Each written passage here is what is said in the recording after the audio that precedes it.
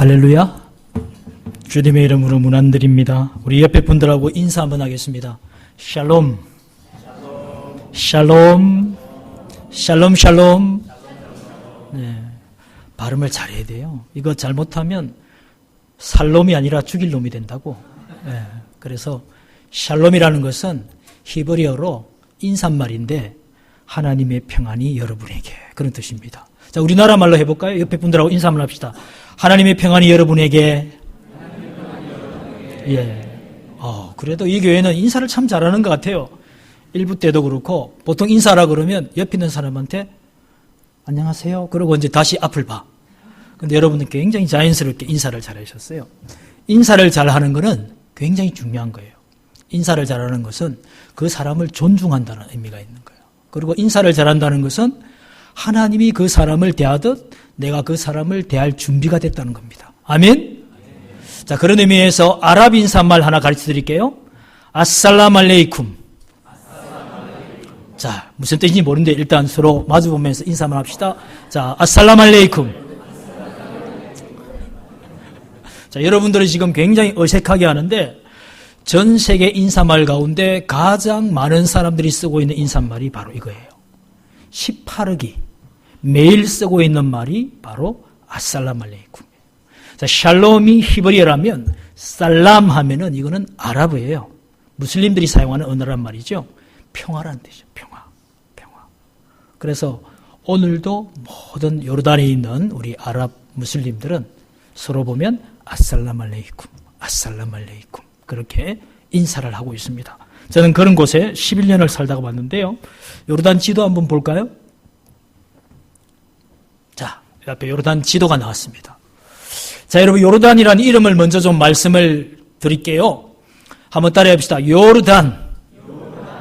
자, 히브리어 야라드에서 나온 단어인데요. 야라드 하면은 흘러내려가다, 그런 뜻이에요. 그러니까 단으로부터 흘러내려가는 강. 그게 바로 요르단 강이에요.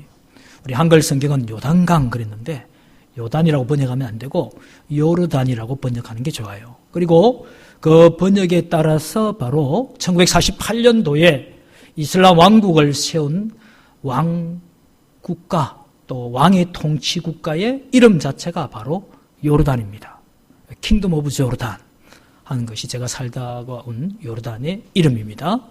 자, 그런데 이 요르단은 여러분 보시다시피 이집트와 사우디아라비아 중간에 끼어 있습니다. 그리고 여기 성지순례 다녀오신 분 계세요? 성지순례. 1부 때는 몇 분 계셨는데 2부 때는 예, 한 분 딱 계셔. 한 분이 얼마나 귀한지 모르겠어요.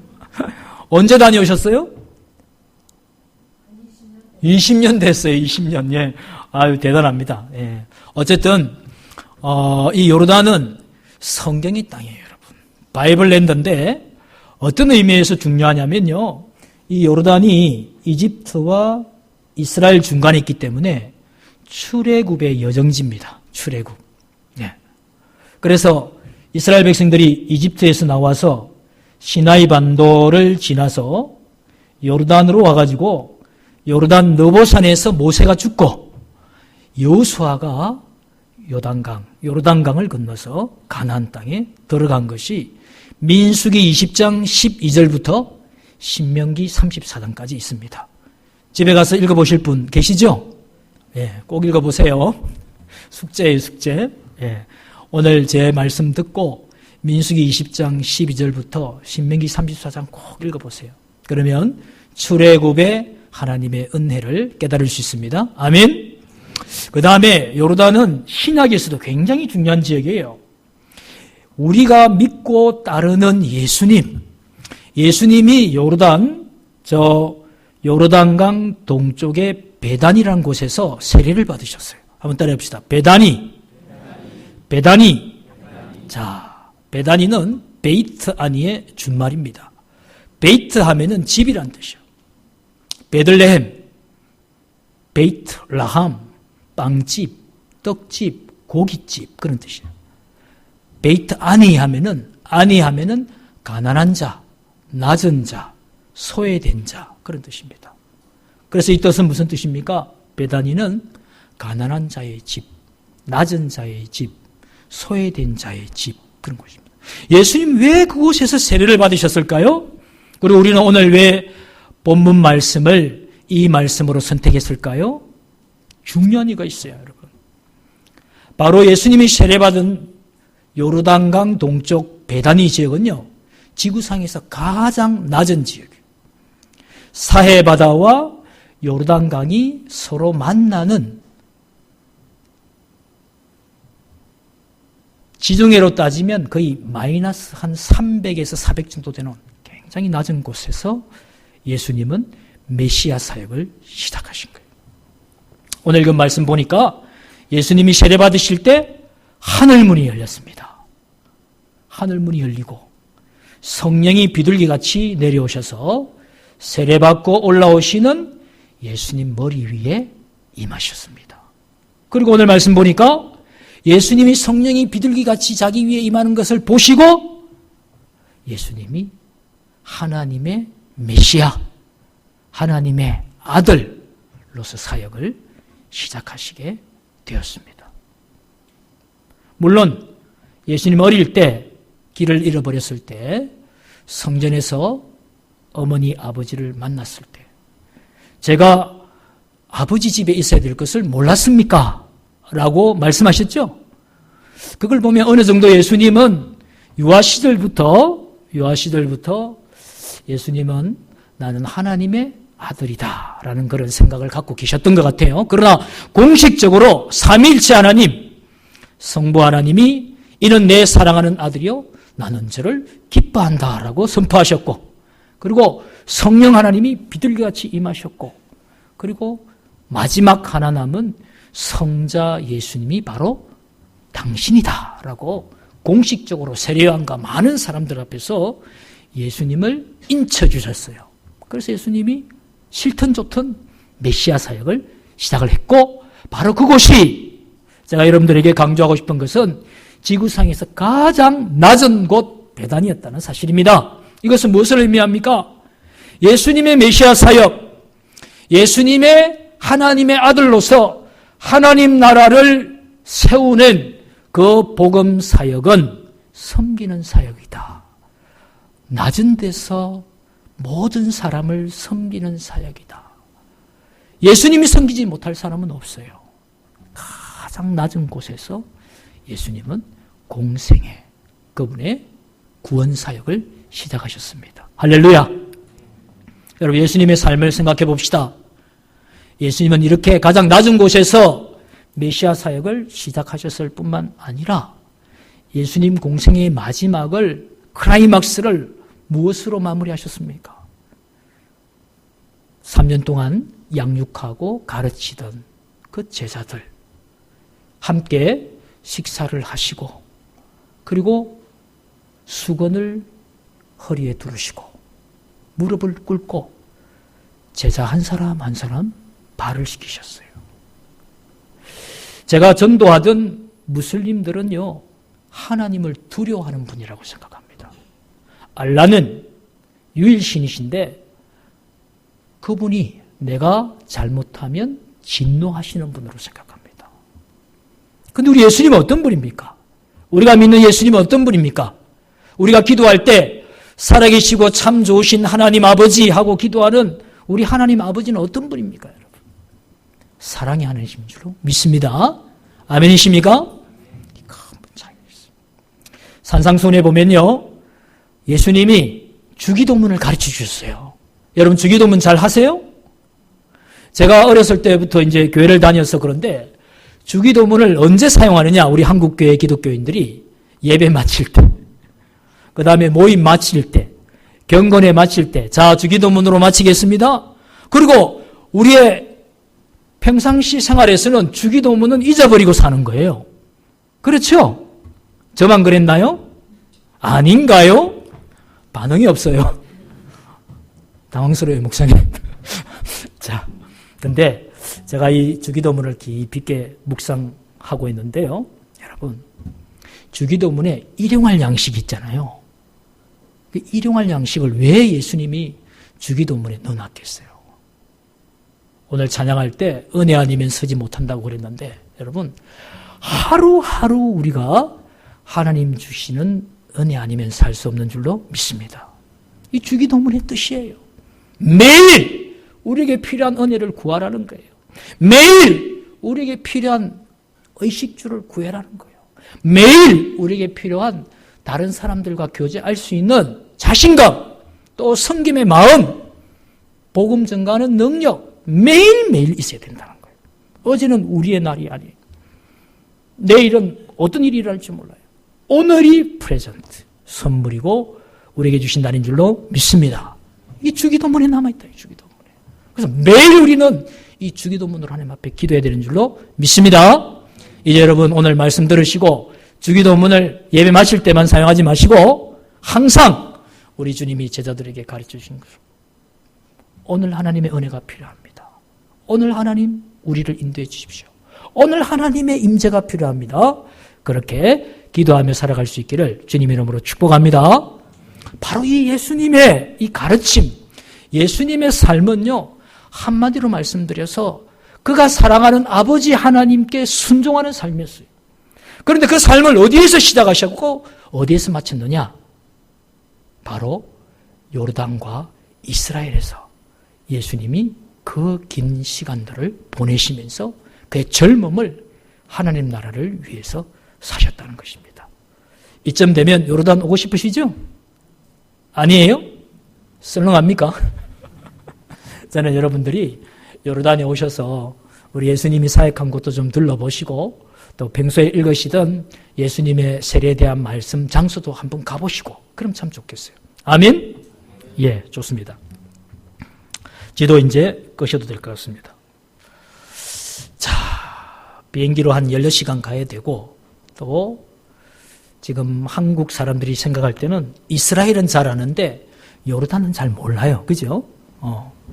근데 이 요르단은요, 여러분, 굉장히 중요한 그런 곳이다라고 지금 제가 말씀드리고 있는 겁니다.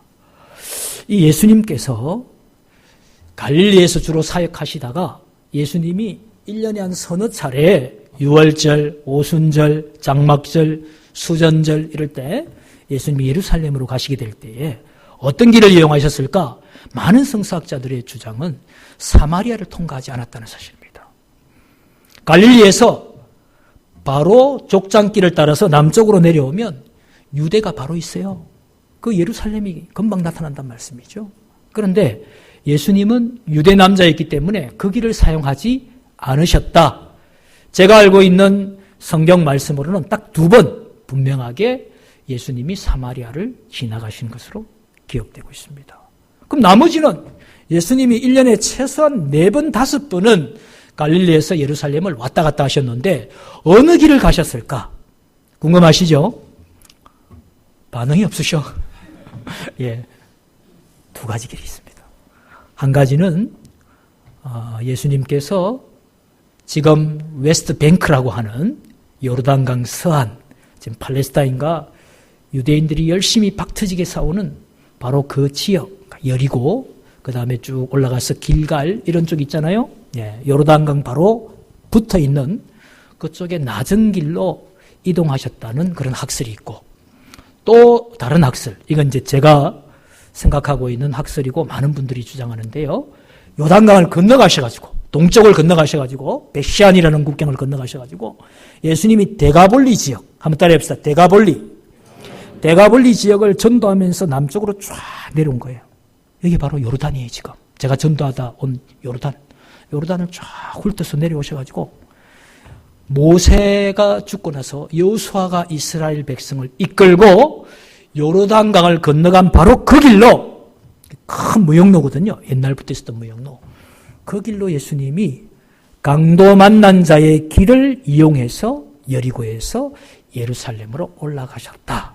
최소한 그렇게 이동한 시간이 1년 반은 될 것이다. 라고 지금 성사학자들이 주장하고 있는 겁니다. 여러분, 이 주장에 대해서 어떻게 생각하십니까? 제가 전도하면서 또 성경의 땅을 연구하면서 요르단 북쪽부터 남쪽까지를 많이 다녔어요. 많이 다녔는데 제 개인적인 확신과 또 많은 증거들이 예수님이 데가볼리에서 전도하셨다. 자, 마가복음 5장 1절에서 20절 말씀에 보면요. 예수님이 갈릴리 호수를 건너오셔가지고 무덤 옆에 있는 귀신 들린 젊은 청년을 고쳐주십니다. 기억나시죠? 예. 그 그라사의 광인을 치유해 주시고 최초로 예수님이 선교사를 파송하는 거예요. 그 사람이 치료받고 회복되어서 예수님의 제자가 되겠다고, 예수님을 따라가겠다고 그러니까 예수님이 너는 너희 친족에게 돌아가서 하나님께서 내게 어떻게 큰 은혜를 행하셨는지 전파하라. 그리고 파송했단 말이죠. 그 사람 최초의 성경에 나오는 선교사. 예수님 직접 파송하셨어요.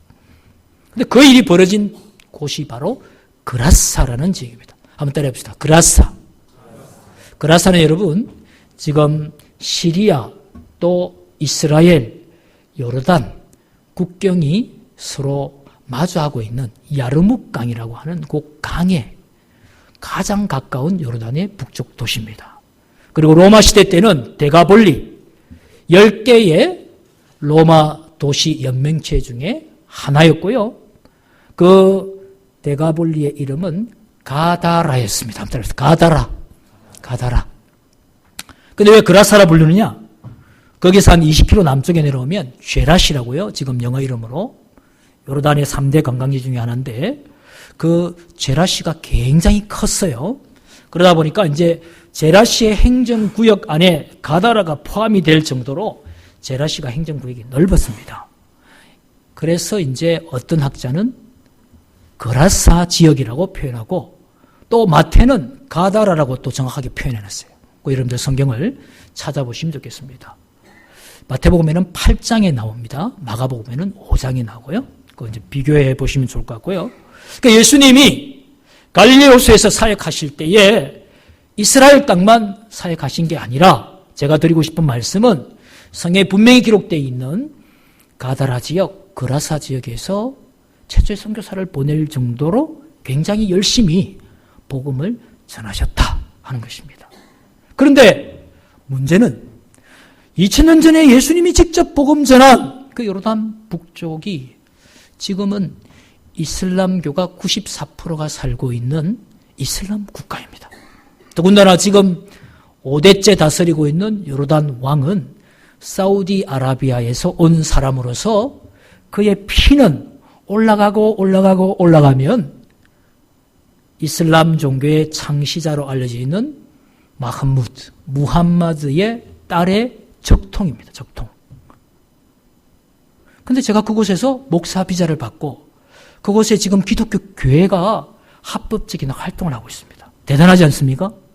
요르단은 참 신기한 곳입니다. 근데 제가 여러분들에게 드리고 싶은 말씀은 예수님이 복음 전했던 바로 그곳, 최초의 선교사를 파송했던 바로 그 데가볼리의 굉장히 중요한 성경지역인 바로 그곳에 지금 예수님 믿는 사람이 거의 없다는 거예요. 인구 1000만 가운데 20만 정도가 기독교인이고 우리처럼 복음적인 개신교인들은 15,000명. 우리 목사님 계셨던 소망교회 정도도 안 되는 정말 적은 숫자의 그런 기독교인들이 1400년 AD 636년 이슬람의 지배를 받기 시작해서 지금까지 약 1400년 정도 소수로서 겨우겨우 명맥만 유지하고 있다는 게 얼마나 마음 아픈 일입니까, 여러분?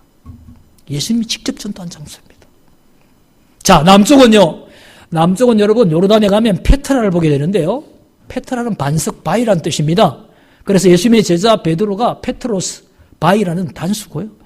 페트라는 여성 명사로서 복수입니다. 반석들, 바위들 가보시면 붉은색 바위가 그냥 차로 한 2-3시간 둘러봐도 다 못 볼 정도로 굉장한 그런 규모를 가지고 있는 페트라인데요.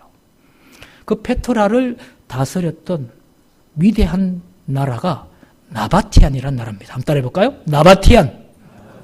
처음 들어보시죠? 근데 이 나바티안이 제가 만들어낸 그런 나라가 아니고요. 오늘 우리가 첫 번째 우리가 함께 읽었던 성경 본문 이사야 60장에 보면요. 느바요시라는 부족 이름이 나옵니다. 한번 따라해 볼까요? 느바요. 자, 느바요는 누굴까요? 네. 느바요는 이스마엘의 첫째 아들입니다. 이스마엘은 다 아시죠? 지금 유대교, 기독교 오른쪽, 그 다음에 이슬람교 왼쪽으로 분류를 하다 보면 어디에서 나눠지냐? 아브라함은 다 자기들의 조상입니다. 그러니까 무슬림들도 아브라함의 후손, 또 유대교를 믿는 사람들이나 우리 기독교인들도 아브라함의 후손입니다. 그렇습니까? 여러분들 아브라함의 후손이 맞나요? 예, 좋습니다. 그런데 어디에서 갈라집니까? 아브라함 다음 문제. 유대교나 기독교는 이삭의 후예들이야. 약속의 자녀가 누구예요? 이삭이에요, 이삭. 이삭의 후예만 약속의 자녀입니다. 그런데 저기 이슬람교를 믿는 사람들은 아니야.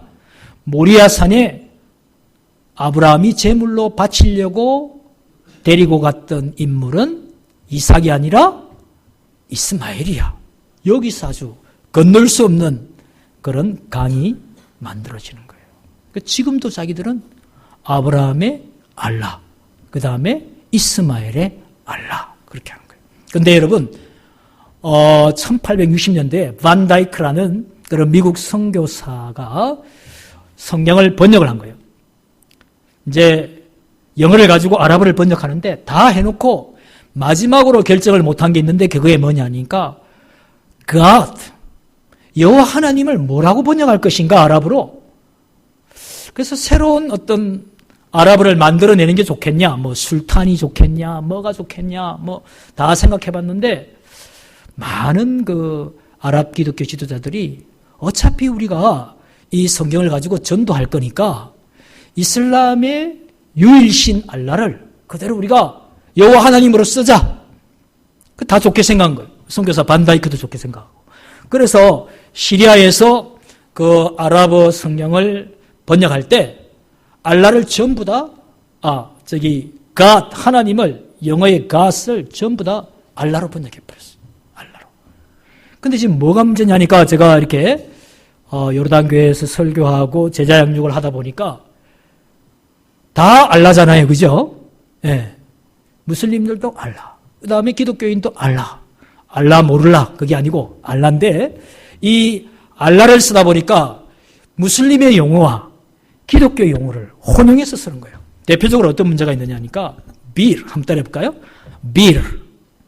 예. 요게 하나님의 의라는 뜻입니다. 근데 이거를 이제 우리가 신학교에서 강의를 하면서 빌가 무슨 뜻이냐고 목사님들하고 신학생들한테 물어봤는데 하나님의 나라에 가기 위해서 수고하고 애쓰는 우리의 모든 노력들을 위로로 알고 있어요. 여러분들 어떻게 알고 계십니까? 마르틴 루터가 사람의 노력으로는 하나님의 나라에 갈 수가 없다. 구원받을 수가 없다. 오직 믿음으로 구원받을 수 있다. 이것 때문에 여러분 전쟁도 하고 그렇지 않습니까? 근데 지금 아이러니컬하게도 예수님이 전도하셨던 바로 그 초대교회 유산을 가지고 있는 요르단 교회가 성경 번역의 잘못 때문에 이슬람의 용어의 의, 공로, 노력, 수고, 율법 이게 하나님 나라로 갈 수 있는 의라고 착각하고 있는 거예요. 그러니까 믿음은 하나님 은혜로 얻는 선물이라고 하면서 구원은 실제 가르치고 또 사용하는 언어는 무슬림의 언어, 율법, 도덕 똑같이 사용하고 있다는 겁니다. 이해가 되세요? 왜 이런 일이 생기는지? 제가 이해했어요. 여러분, 요르단 기독교인들을 위해서 기도가 필요합니다. 1400년 동안 무슬림하고 같이 살아왔잖아요? 그리고 제가 이렇게 신학생들 가르쳐보고 제가 또 무슬림 젊은 친구들 전도해보면요. 죄송합니다만 그들이 들으면 좀 저에 대해서 어떻게 생각할지 모르겠지만 더 똑똑하고 더 비전이 있는 친구들이 기독교 젊은이가 아니고 무슬림 젊은이들이에요. 더 그들이 많은 혜택을 받았고 더 잘 훈련됐고 더 많이 배웠다는 말씀이에요. 그러다 보니까 이분들이 분별력이 부족한 게 무슬림에게 영향을 받고 있다는 거예요. 제가 왜 이 말씀을 드리냐면요. 실제 지금 요르단에 있는 기독교인들은요. 주일날 예배를 제대로 못 드려요. 여러분들이 이렇게 주일 낮에 또 여러분 직장도 안 다니시는 그런 날이기 때문에 우리가 주님이 부활하신 것을 기념해서 예배에 나와서 지금 함께 공동체로 예배드리고 있지 않습니까? 그런데 제가 전도하던 요르단은 이슬람 국가입니다. 이슬람 국가의 안식일은 목요일 저녁부터 금요일 저녁까지입니다. 그래서 목요일 날 저녁부터 이분들은 거의 안식일에 들어가는 거예요. 그리고 금요일, 토요일을 공식적으로 쉬는 날이에요. 그리고 월요일은 무슨 날이냐 하면은 주의 첫날이. 그러니까 무슬림들이 전부 일하러 가는 거예요. 그리고 대부분 기독교인들은 그 돈 많은 무슬림들 밑에서 일을 하다 보니까 주일날 아침에 여러분들처럼 예배를 못 드린다는 거예요. 드리고 싶어도 예배를 못 드려요, 여러분.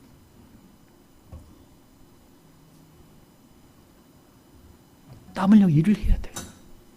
안타깝지만. 그리고 언제 예배 드리느냐? 제가 주일날 낮에 가보고 할머니, 그 다음에 어린아이 몇 명 있는 거 기절 초풍했다는 말입니까?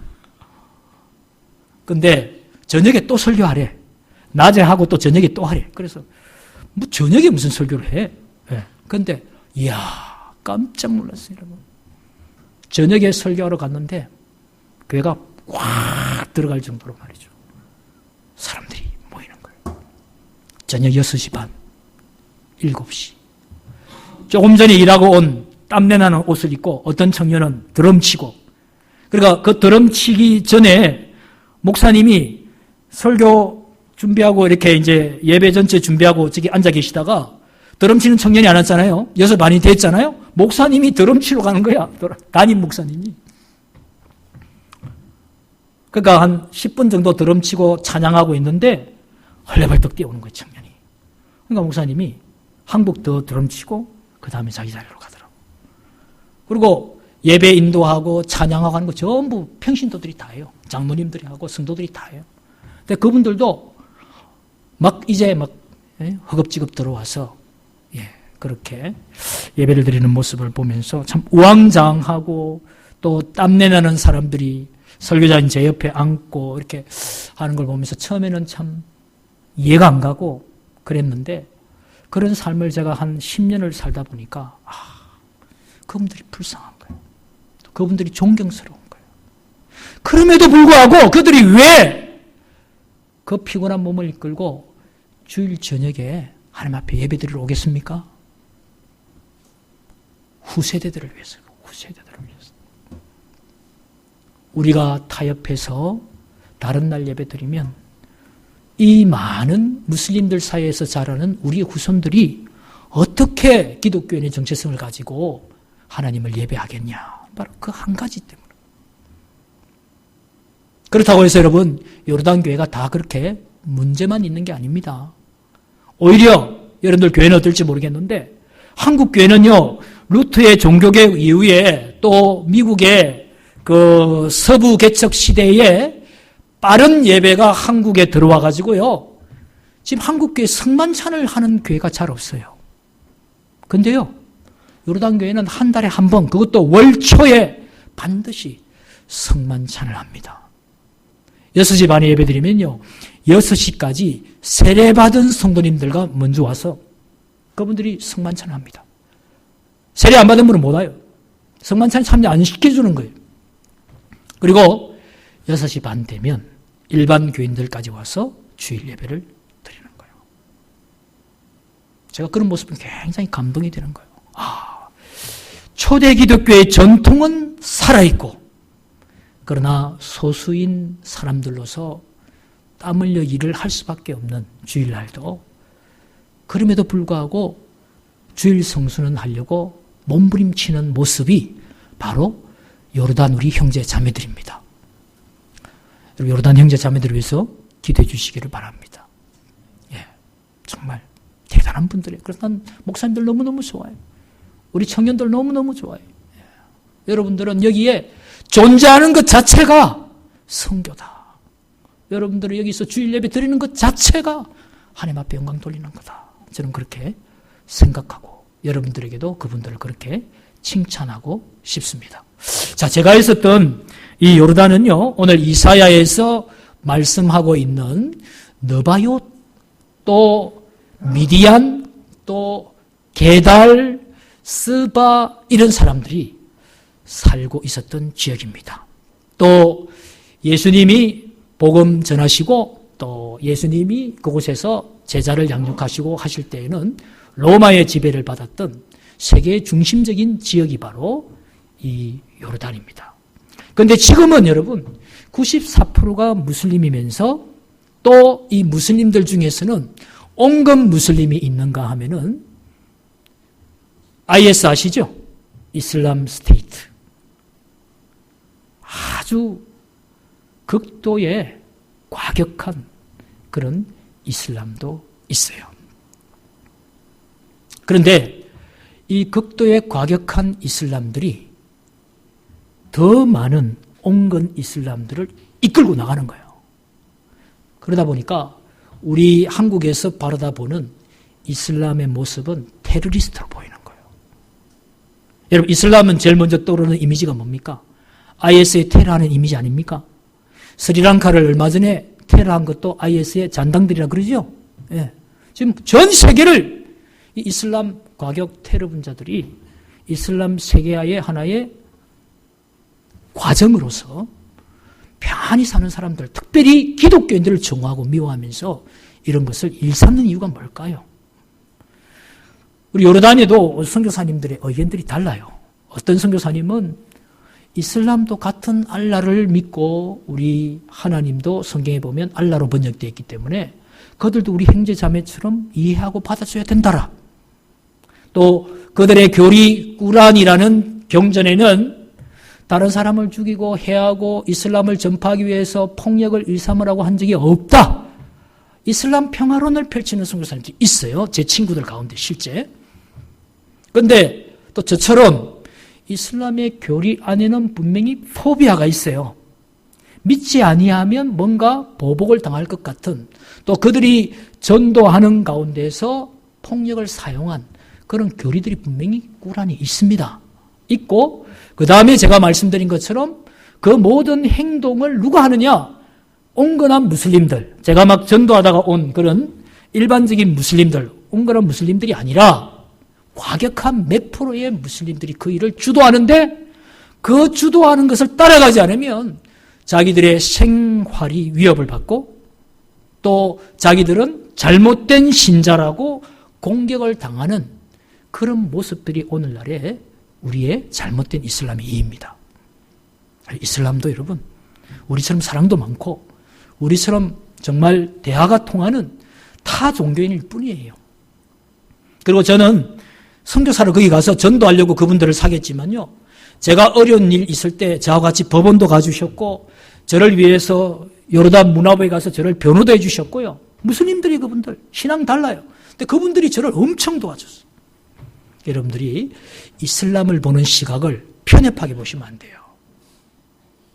무슨 말인지 아시겠죠? 근데 실제 제가 이런 이야기까지 드리는 이유가 우리나라의 안방까지 지금 이슬람들이 많이 들어왔어요. 얼마 전에 제주도에 한 530 몇 명의 예멘 사람들이 들어왔죠. 이 예멘 사람들이 여러분 지금 자기 나라에서 이란과 사우디아라비아가 전쟁을 펼치고 있으니까 그곳에서 살 수가 없어요. 유엔이 올 초에 발표했어요. 전 세계에서 북한보다도 더 유엔의 지원을 받지 못하고 인감받지 못한 삶을 사는 지옥이 바로 예멘이다. 그 사람들이 작년에 우리 제주도에 대한민국에서 살겠다고 온 거예요. 그거 어떻게 해야 되겠어요? 예수님의 사랑으로 나그네와 고아를 대접하라고 하는 그 예수님의 사랑을 가지고 우리가 당연히 영접하고 그들을 도와줘야 되죠. 그러나 중요한 것이 있습니다. 그들 가운데에는 제가 말씀드린 것처럼 온건한 무슬림들, 정말 6.25 때 갈 곳이 없어서 멕시코나 미국이나 여러 나라에 난민을 갔던 그런 사람들처럼 난민들이 있어요. 그들 우리가 받아줘야 돼요, 여러분. 예.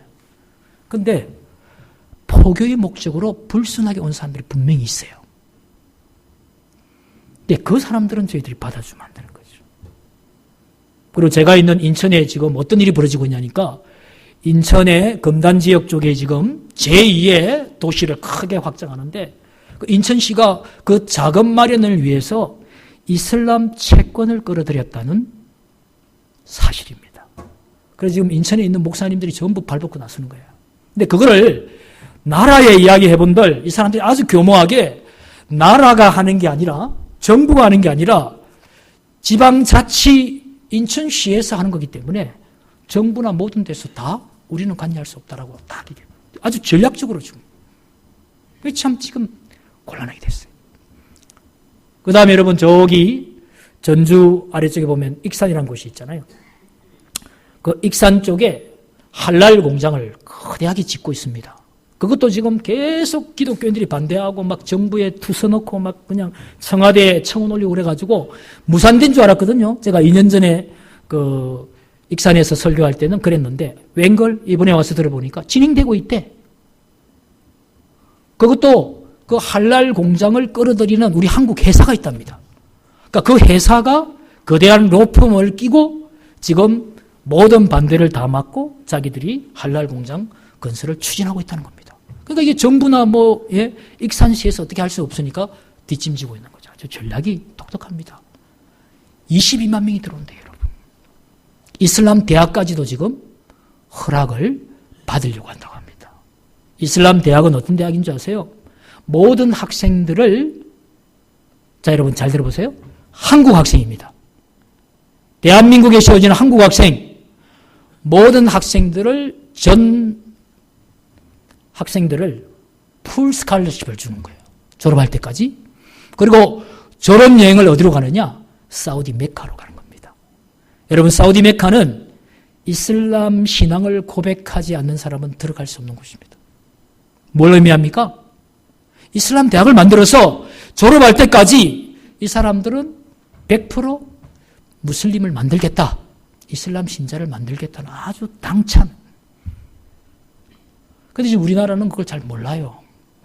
왜냐하면 선교사님들이 와서 이슬람 괜찮다. 그런 분도 계시고 저처럼 또 이슬람 심각합니다라고 하는 분이 있으니까 헷갈리는 거예요, 이게 지금. 근데 여러분, 제가 분명히 말씀드릴 수 있는 것은요.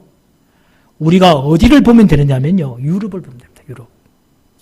유럽에 우리에게 복음을 전해준 청교도들의 나라, 영국, 독일, 프랑스 이런 전통적인 기독교 국가들이 지금 이슬람 때문에 몸살을 앓고 있습니다. 잘 알고 계시죠? 그들이 어느 정도가 되기 때문에 몸살을 앓고 있는지 아세요? 영국에 여러분 무슬림 숫자가 300만이 넘어요. 300만. 독일이 제일 많아요. 거의 400만 가까이 돼요.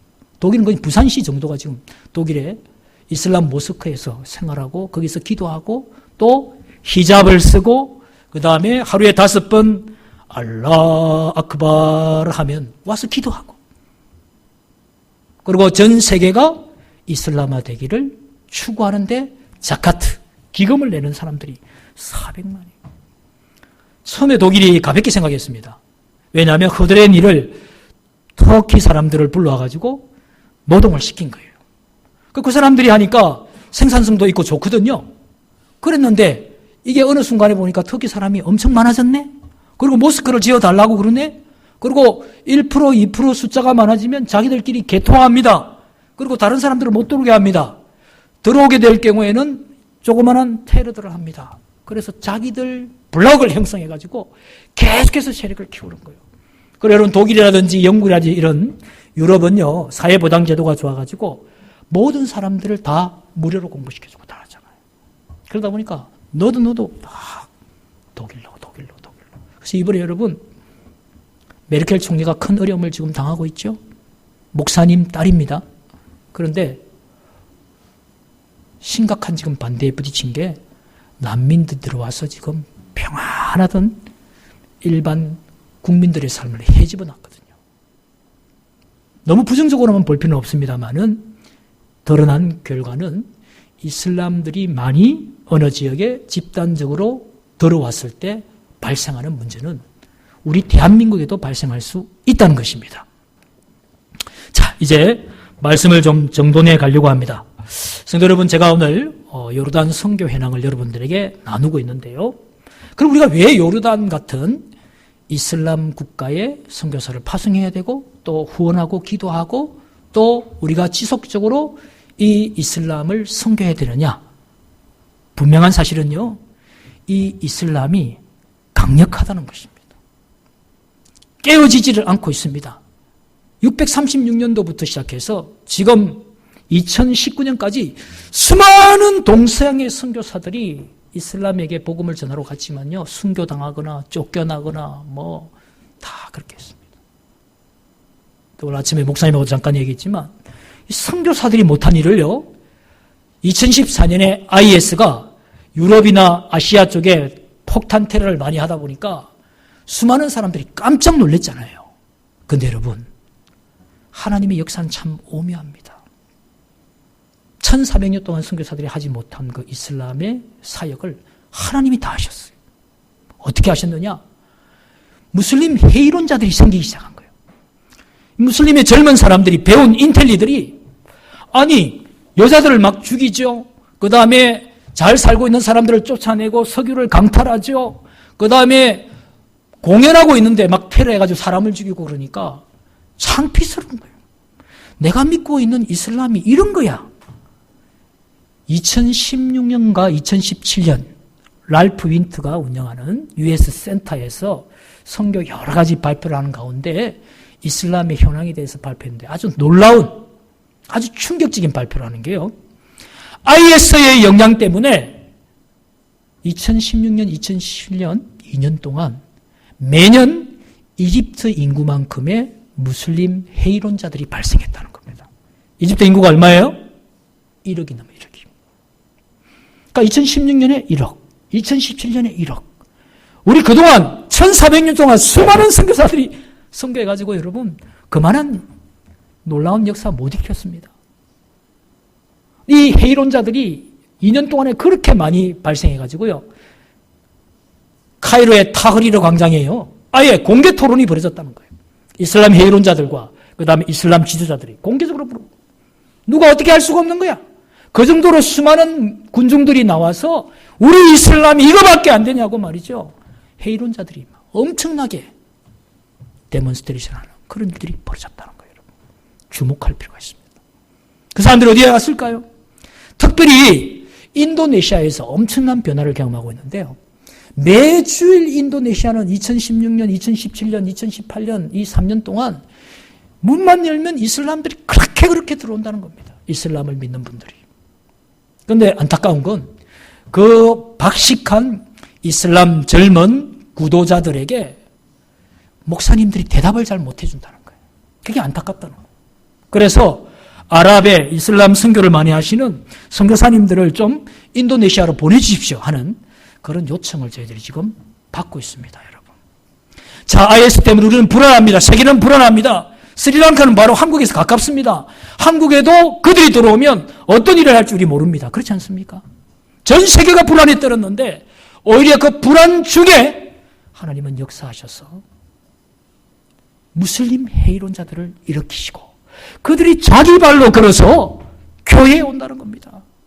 자, 우리 알라는 지금 전 세계를 폭탄 테러를 하고 있는 신으로 바뀌었습니다. 그러면 당신들이 예수님 어떤 분입니까? 도대체 우리가 배웠던 쿠란에 나타난 이사와 당신들이 믿고 있는 것 성경 바이블에 나오는 예수님은 얼마나 다른 겁니까? 그 인도네시아에서 예수님은 살아계시는 걸 증거하는 거예요. 인도네시아 교회가 엄청 부흥했습니다. 지금 세계적으로 가장 빠르게 성장하고 있는 기독교 인구수를 보이고 있는 그곳이 바로 인도네시아. 성도 여러분, 이것은 무엇을 의미합니까? 왜 우리가 무슬림 선교를 놓치지 말아야 되느냐 하는 것과 직결되는 겁니다. 하나님이 무슬림 선교를 하고 계십니다. 할렐루야. 예수님이 그러셨죠. 내 아버지께서 일하시니 나도 일한다. 한번 따라해 봅시다. 내 아버지께서 일하시니 나도 일한다. 성도 여러분, 우리는 예수님의 제자입니다. 아멘. 제자는 주님 하신 대로 따라가는 거예요. 근데 지금 주님이 무슬림에 관심이 많다는 거예요. 예수님 탄생하기 650년 전부터 이미 이사야라는 선지자를 통해서 아랍이 돌아올 것이다. 이스마엘의 후손들이 돌아올 것이다. 그 비전을 이사야에게 주셨고 그것을 예수님 당시에 예수님을 다메섹 도상에서 만났던 사도 바울이 자기에게 주시는 비전으로 받고 그 지중해를 다니면서 말이죠. 돌에 얻어맞아 죽을 뻔도 하고 말이죠. 그러면서 죽도록 충성해서 기독교를 전파한 겁니다, 여러분. 예수님이 하셨고 바울이 하셨고 또 지금 IS의 그 만행 가운데에서도 그 완고한 무슬림들의 마음을 열어젖히시는 분이 바로 하나님이신 줄로 믿습니다. 우리는 그 하나님의 증인입니다. 우리는 그 하나님의 부르심을 받은 교회입니다. 여러분, 교회가 뭘까요? 교회가 뭡니까? 변화하는 선교라는 책에서 데이빗 보시는 이렇게 하겠습니다. 교회는 하나님의 선교를 수행하기 위해서 선택받은 도구다. 여러분, 교회가 있죠? 우리 소망교회가 있죠? 하나님이 하라고 한 선교를 하지 않으면 교회가 아니라는 겁니다. 어떤 분은 선교를 교회의 하나의 교육, 예배, 또 친교, 봉사, 선교 이렇게 나눴단 말이죠. 그게 아닙니다, 여러분. 교회의 존재 의미가 바로 선교입니다. 그래서 제가 아까 말씀드렸지 않습니까? 비록 땀나는 모습으로 지각해서 주일 예배에 참석하는 요르단 교인이라 할지라도 무슬림들에게 복음 못 전하고 또 하나님의 의도 잘 깨닫지 못하는 그런 가운데 있지만 그들이 주일 예배를 순수하고 그들이 예배를 드리고 그들이 무슬림들 사이에서 살아가는 것만이라도 선교의 표적이 되는 겁니다. 성도 여러분, 문제는 하나님은 지금 하고 계시고 예수님도 이미 하셨고 또 사도 바울도 이미 하셨는데 이제 우리가 해야 될 텐데 문제는요, 저같이 신학을 공부하고 목사인 사람들이 더 이상 거기에 있기가 힘들어지는 게 지금 현실입니다. 목사님들은 다 나가라고 해요. 다 나가라고 해요. 그럼 이제 누가 해야 되겠습니까? 하나님이 이 일에 관심이 있어요. 예수님이 재림이 되려면 마태복음 24장 14절에 온 천하에 복음이 전해져야 하리니 그제서야 끝이 오리라 그랬어요. 믿으십니까? 주님의 재림을 사모하십니까? 그러면 해야 되는 거예요. 힘들더라도 어렵더라도 안 그러면 바톤 타치를 해서라도 해야 되는 거죠. 자, 목사님들이 이제 쫓겨나는 거예요. 지금 인도에서, 중국에서, 요르단에서, 이집트에서 계속 쫓겨납니다. 지금 터키에서 쫓겨나고 있어요. 그럼 어떻게 해요? 자, 목사님들이 못하니까 못합니다. 그래야 되겠습니까? 아닙니다, 여러분. 이제 여러분들이 하셔야 되는 거예요. 한인교회에 있을 때요, 암만에 우리 LG 집사님들, 그 다음에 삼성 집사님들이 있어요. 제가 물어봅니다. 얼마나 많은 요르단 사람들을 만나고 또 상담하십니까? 그러니까 한 몇천 명 안 돼요. 몇천 명. 일주일에 만나는 사람이 몇천 명이래. 한번 자기들이 모아서 이렇게 회사 소개하고 그 다음에 뭔가 제품 소개하고 이 마케팅 전략을 이야기하면 수많은 사람들이 온다는 거예요. 400~500명이 앉아서 듣는다는 거예요. 무슨 이야기 하냐고. 그럼 회사에서 가르쳐준 거 안 돼요. 그때 복음 좀 이야기하시면 안 돼요. 제가. 그때 복음 좀 말씀하시라고. 집사님, 우리는 하고 싶어도 못한다고. 예? 당신이 선교사라고. 당신이 선교사라고. 이야기합니다, 여러분. 이제는 목사 선교 시대는 점으로 가는 것 같아요. 그렇다고 해서 제가 요르단 안 갈 거냐? 저는 갈 겁니다. 예. 근데, 여러분, 평신도들이 마무리해야 될 것 같아요. 아멘? 평신도들이 마무리해야 될 거예요. 선교에 있어서 목사, 평신도 구분이 없습니다. 파송을 성령께서 하시면, 교회에서 파송하면, 그때부터 우리는 파송받은 그 일에 충성해야 되는 것입니다. 자, 3년 동안 내가 직장으로 갑니까?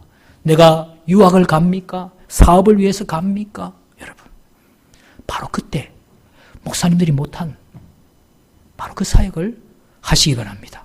아멘이십니까? 자, 우리 들은 말씀 생각하시면서 한 1분만 좀 조용히 좀 기도했으면 좋겠습니다. 16시간 떨어진 곳입니다마는 주님이 메시아 사역을 시작한 곳입니다. 그리고 그곳에서 직접 주님이 전도하셔서 그 첫 번째 열매를 선교사로 파송했던 장소, 사도 바울이 전도했던 장소고, 바로 그곳에서 하나님이 아랍의 회복을 이사야에게 명령하셨고, 그 비전을 지금 많은 사람들이 실천하던 중에 수많은 무슬림 회의론자들을 불러일으켰습니다. 하나님은 지금도 이 무슬림들이 주님 앞에 돌아오기를 원하고 계십니다. 이제 목사님들은 다 나가라고 그래요. 이제 어떻게 해야 되겠어요? 예수님은 말씀하시기를 온 천하의 복음이 전해져야만 예수님이 오신다고 그랬어요. 우리는 재림을 사모합니다. 우리가 어떻게 해야 되겠습니까? 1분 정도 우리 좀 묵상하면서 조용히 좀 기도하시면 좋겠습니다.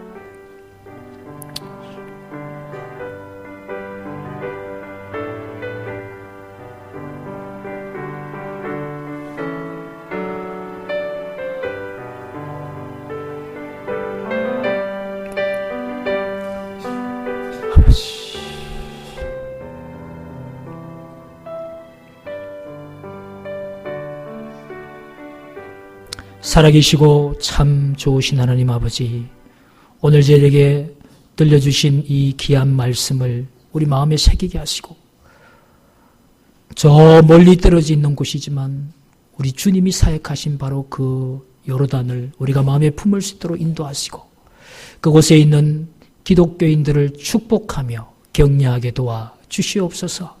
하나님 아버지, 하나님을 알지 못하고 예수 믿는 자를 대항하는 수많은 무슬림들을 불쌍히 해주시고, 그들을 위해서 이제는 목사님들이 가지 못하는 그곳에 저희들이 가게 하시고, 기도하게 하시고, 물질을 보내게 하시고, 또 비록 그곳까지 가지 못한다 할지라도 매일매일의 삶을, 주님의 재림을 준비하면서 선교사적 삶을 살 수 있도록 오늘 말씀 듣는 우리 모두에게 하나님 그렇게 살 수 있도록 도와주시옵소서. 감사를 드리오며 예수님 이름으로 기도드리옵나이다. 아멘. 감사합니다.